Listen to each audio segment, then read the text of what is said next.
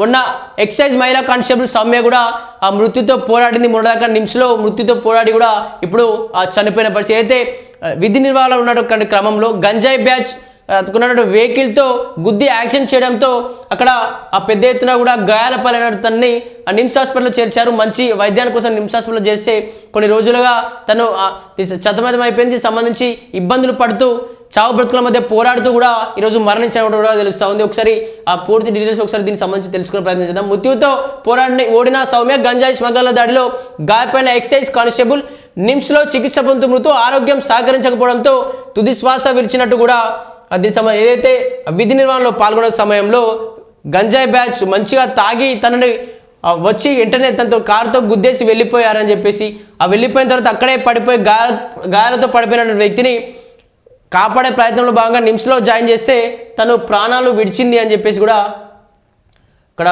తెలుస్తూ ఉంది. అలాగే దీనికి సంబంధించి పెద్ద ఎత్తున కూడా ఎక్కువగా గంజాయి కావచ్చు, అలాగే స్మగ్లర్లు కావచ్చు ఎక్కువ అయిపోతూ ఉన్నారు. అయినా కూడా ప్రభుత్వాలు వాళ్ళపైన ఎక్కువ కూడా చర్యలు తీసుకున్నట్టు అనిపించట్లేదు. నిజంగా ఇటువంటి వాళ్ళ వల్ల ఒక మంచిగా పనిచేసినటువంటి వ్యక్తి మంచి విధి నిర్వహణలో మంచిగా పనిచేసినటువంటి వ్యక్తి చనిపోవడం కూడా చాలా బాధాకరంగా అనిపిస్తూ ఉంది. ఎందుకంటే ఒక మహిళా కానిస్టేబుల్ ఆమెకు రీసెంట్గా కూడా జాబ్ వచ్చినట్టుగా తెలుస్తుంది. తను చనిపోవడం అనేది కూడా అందరికీ కొంచెం బాధింపదగ్గట్టుగా కూడా ఉన్నట్టుగా కూడా కొంచెం మనం అనుకోవచ్చు. ఇక్కడ చూసుకోవచ్చు, మృత్యుతో పోరాడి ఓడిన సౌమ్య గంజాయి స్మగ్లర్ల దాడిలో గాయపడిన ఎక్సైజ్ కానిస్టేబుల్ నిమ్స్లో చికిత్స పొందుతూ మృతి. విధి నిర్వహణలో భాగంగా ఏదైతే గంజాయి ముఠా విధి నిర్వహణలో భాగంగా గంజాయి స్మగ్లర్ల దాడిలో తీవ్రంగా గాయపడి మృత్యుతో పోరాడుతున్న నిజామాబాద్ జిల్లాకు చెందినటువంటి ఎక్సైజ్ కానిస్టేబుల్ జి సౌమ్య కన్నుమూశారు. కొద్ది రోజులుగా నిమ్స్ ఆసుపత్రిలో చికిత్స పొందుతున్నటువంటి ఆమె పరిస్థితి విషమించడంతో శనివారం రాత్రి తుది శ్వాస విడిచారు. జనవరి 23 రాత్రి డ్యూటీలో ఉన్న సౌమ్యను గంజాయి స్మగ్లర్లు కారుతో ఢీకొట్టారు. తీవ్రంగా గాయపడిన ఆమెను మెరుగైన ట్రీట్మెంట్ కోసం 25న నిమ్స్ ఆసుపత్రికి తరలించారు. ఈమెను బతికించేందుకు నిమ్స్ వైద్య బృందం శతవిధాలుగా ప్రయత్నించింది. చివరికి ఆరోగ్యం సహకరించకపోవడంతో చనిపోయినట్లు NIMS additional medical superintendent doctor N Lakshmi Bhaskar వెల్లడించారు. సౌమ్య మృతి పట్ల నిమ్స్ ఆసుపత్రి వర్గాలు తీవ్ర విచారం వ్యక్తం చేస్తూ వారి కుటుంబ సభ్యులకు ప్రగాఢ సానుభూతి తెలియజేశారు. విధి నిర్వహణలో సౌమ్య మరణం ఎక్సైజ్ శాఖ సహకార ఉద్యోగుల్లోనూ తీవ్ర విషాదాన్ని నింపింది.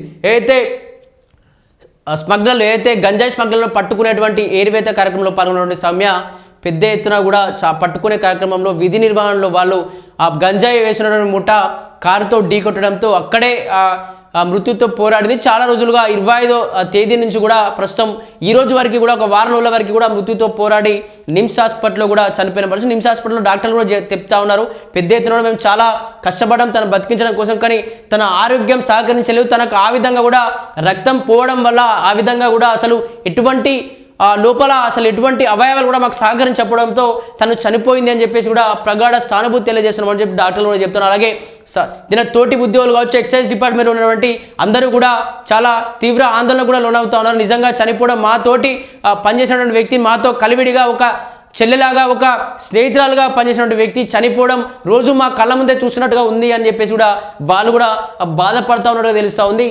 దీనికి సంబంధించి పెద్ద ఎత్తున కూడా ఎందుకంటే చాలా